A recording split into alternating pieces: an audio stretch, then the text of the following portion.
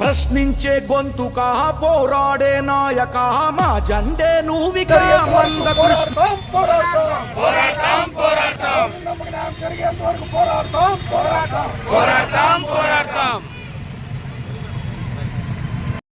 ఎందుకంటే ఈనాటి సమాజంలో ఇటువంటి చర్యలు జరగడం చాలా బాధాకరం. ఎందుకంటే సమాజం ఈరోజు తొలగించుకునే విధంగా మానవత్వాన్ని మరచి ప్రవర్తిస్తున్నటువంటి ఈ మనవాద ఉన్మాద చర్యలను తీవ్రంగా దళితులందరూ ఏకమత్యమై ఖండించాల్సిన అవసరం ఉంది. ఇటువంటి చర్యలు భారతదేశంలో ఎటువంటి పరిస్థితుల్లో జరగడానికి వీలైనట్టుగా ప్రభుత్వాలు కఠినంగా చర్యలు తీసుకోవాలి.